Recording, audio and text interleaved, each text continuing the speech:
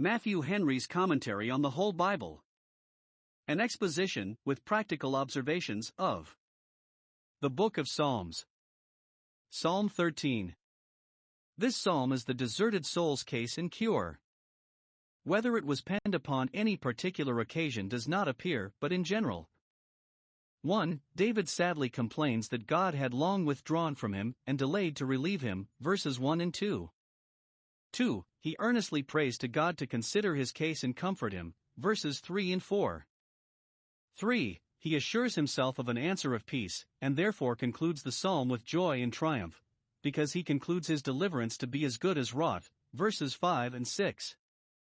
To the chief musician. A Psalm of David. Psalm 13 verses 1 to 6.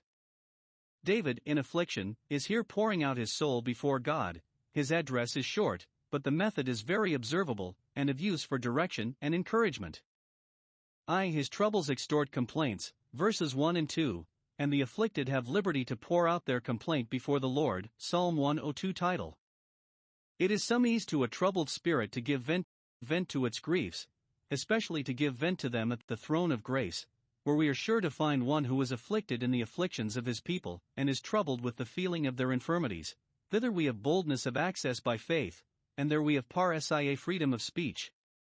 Observe here. 1. What David complains of. 1. God's unkindness, so he construed it, and it was his infirmity.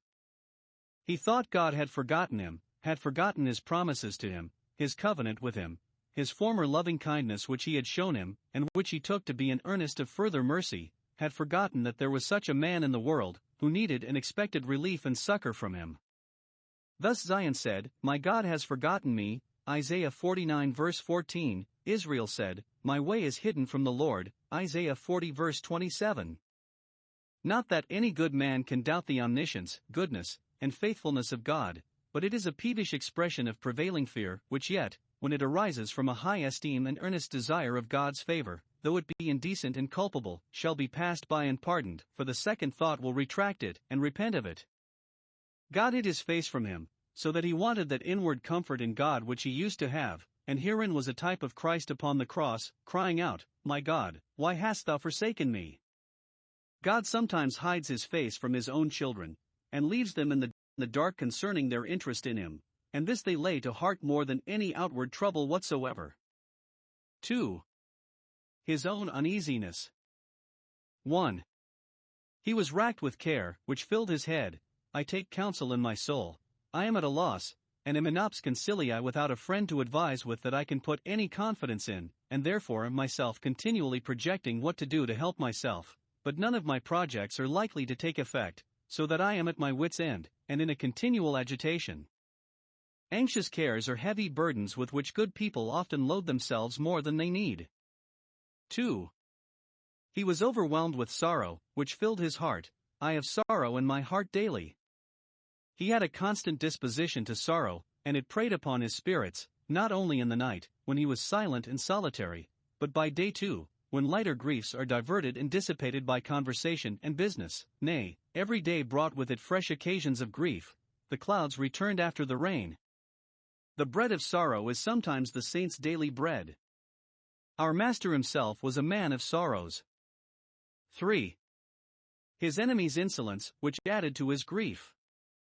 Saul, his great enemy, and others under him, were exalted over him, triumphed in his distress, pleased themselves with his grief, and promised themselves a complete victory over him. This he complained of as reflecting dishonor upon God and his power and promise. 2. How he expostulates with God hereupon. How long shall it be thus? And shall it be thus forever? Long afflictions try our patience and often tire it. It is a common temptation, when trouble lasts long, to think it will last always. Despondency then turns into despair, and those that have long been without joy begin, at last, to be without hope. Lord, tell me how long thou wilt hide thy face, and assure me that it shall not be forever, but that thou wilt return at length in mercy to me, and then I shall the more easily bear my present troubles. 2. His complaints stir up his prayers, verses 3 and 4. We should never allow ourselves to make any complaints, but what are fit to be offered up to God and what drive us to our knees. Observe here. 1. What his petitions are: consider my case, hear my complaints, and enlighten my eyes, that is. 1. Strengthen my faith, for faith is the eye of the soul, with which it sees above, and sees through, the things of sense. Lord, enable me to look beyond my present troubles, and to foresee a happy issue of them. 2. Guide my way, enable me to look about me, that I may avoid the snares which are laid for me. 3. Refresh my soul with the joy of thy salvation. That which revives the drooping spirits is said to enlighten the eyes, 1 Samuel 14 verse 27, Ezra 9 verse 8. Lord, scatter the cloud of melancholy which darkens my eyes, and let my countenance be made pleasant. 2. What his pleas are. He mentions his relation to God and interest in him, O Lord my God, and insists upon the greatness of the peril, which called for speedy relief and succor. If his eyes were not enlightened quickly. 1. He concludes that he must perish. I shall sleep the sleep of death. I cannot live under the weight of all this care and grief. Nothing is more killing to a soul than the want of God's favor, nothing more reviving than the return of it. 2. That then his enemies would triumph, lest my enemy say, so would I have it, lest Saul, lest Satan, be gratified in my fall. It would gratify the pride of his enemy. He will say, I have prevailed, I have gotten the day, and been too hard for him and his God. It would gratify the malice of his enemies. They will rejoice when I am moved. And will it be for God's honor to suffer them thus to trample upon all that is sacred both in heaven and earth? 3. His prayers are soon turned into praises, verses 5 and 6, but my heart shall rejoice, and I will sing to the Lord. What a surprising change is here in a few lines. In the beginning of the psalm we have him drooping, trembling, and ready to sink into melancholy and despair, but, in the close of it, rejoicing in God and elevated and enlarged in his praises. See the power of faith, the power of prayer, and how good it is to draw near to God. If we bring our cares and griefs to the throne of grace, and leave them there, we may go away like Hannah, and our countenance will be no more sad, 1 Samuel 1 verse 18. And here observe the method of his comfort. 1. God's mercy is the support of his faith. My case is bad enough, and I am ready to think it deplorable, till I consider the infinite goodness of God, but, finding I have that to trust to, I am comforted, though I have no merit of my own. In former distresses I have trusted in the mercy of God, and I never found that it failed me. His mercy has in due time relieved me, and my confidence in it has in the meantime supported me. Even in the depth of this distress, when God hid his face from me, when without were fightings and within were fears, yet I trusted in the mercy of God, and that was as an anchor in a storm, by the help of which, though I was tossed, I was not overset. And still I do trust in thy mercy, so some read it.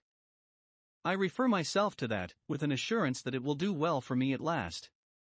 This he pleads with God, knowing what pleasure he takes in those that hope in his mercy, Psalm 147 verse 11. 2. His faith in God's mercy filled his heart with joy in his salvation, for joy and peace come by believing, Romans 15 verse 13. Believing, you rejoice, 1 Peter 1 verse 8. Having put his trust in the mercy of God, he is fully assured of salvation, and that his heart, which was now daily grieving, should rejoice in that salvation. Though weeping endure long, joy will return. 3. His joy in God's salvation would fill his mouth with songs of praise. Verse 6 I will sing unto the Lord, sing in remembrance of what he has done formerly. Though I should never recover the peace I have had, I will die blessing God that ever I had it. He has dealt bountifully with me formerly, and he shall have the glory of that, however he is pleased to deal with me now. I will sing in hope of what he will do for me at last, being confident that all will end well, will end everlastingly well. But he speaks of it as a thing past. He has dealt bountifully with me, because by faith he had received the earnest of the salvation, and he was as confident of it as if it had been done already. In singing this psalm and praying it over, if we have not the same complaints to make that David had, we must thank God that we have not, dread and deprecate his withdrawings, sympathize with those that are troubled in mind, and encourage ourselves in our most holy faith and joy.